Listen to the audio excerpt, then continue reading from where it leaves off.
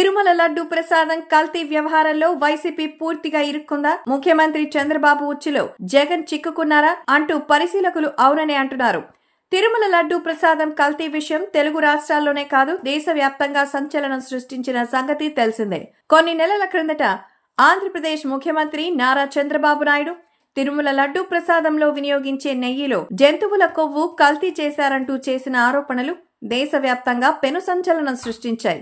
జగన్ హయాంలో లడ్డు ప్రసాదం నాణ్యత విషయంలో పూర్తిగా రాజీ పడ్డారని, కాసుల కక్కుర్తితో కల్తీ నెయ్యి వాడకానికి తలుపులు బార్లా తెరిచారు అన్న ఆరోపణలు వెల్లువెత్తాయి.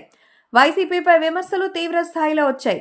ఈ తరుణంలో సుప్రీంకోర్టు తిరుమల లడ్డు ప్రసాదం తయారీ, వినియోగించే నెయ్యిలో జంతువుల కొవ్వు కల్తీ విషయంపై దర్యాప్తుకు స్వతంత్ర సిట్ను నియమించింది. సుప్రీంకోర్టు నియమించిన సిట్లో సిబిఐ నుంచి 2 సభ్యులు, రాష్ట్ర పోలీసు శాఖ నుంచి 2 సభ్యులు, అలాగే కేంద్ర ఫుడ్ సేఫ్టీ డిపార్ట్మెంట్ నుంచి 1 సభ్యుడు ఉన్నారు. ఈ స్వతంత్ర సిట్ ఏర్పాటైన తర్వాత కొంతకాలం నెయ్యి కల్తీ వ్యవహారంలో ఎటువంటి వార్తలు వినిపించలేదు. పూర్తి నిశ్శబ్దం ఆవరించింది. దీంతో వైసీపీలో ఒక రేంజ్ లో రెచ్చిపోయారు. తిరుమల లడ్డు ప్రసాదం తయారీ కల్తీ నెయ్యి అంటూ చంద్రబాబు అసత్య ఆరోపణలు చేశారని విమర్శలు కురిపించింది. తమ పార్టీని అప్రతిష్ట పాలు చేయడానికే చంద్రబాబు చేసినవి అసత్య ఆరోపణలు కనుకనే ఆయన కల్తీ నెయ్యి విషయం మాట్లాడడం లేదని విమర్శలు కురిపించింది.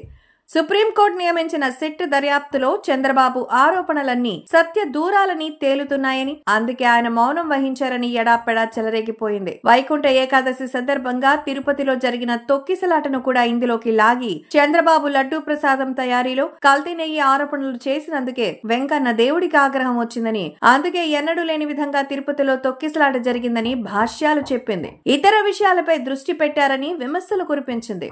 వైసీపీ నేతలే కాదు, స్వయంగా వైసీపీ అధినేత జగన్ కూడా పదే పదే ఈ విషయాన్ని ప్రస్తావిస్తూ చంద్రబాబుపై విమర్శలు కురిపించారు.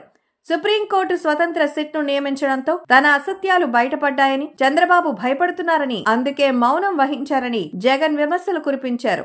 అయితే ఇక్కడ చంద్రబాబు మౌనం వైసీపీకి వేసిన ట్రాప్ అని ఇప్పుడు తేట తెల్లమైంది. ఎందుకంటే తాజాగా తిరుమల లడ్డు ప్రసాదం తయారీలో కల్తీ నెయ్యి వినియోగం కేసుకు సంబంధించి సుప్రీంకోర్టు నియమించిన సిట్ కొన్ని అరెస్టులు చేసింది.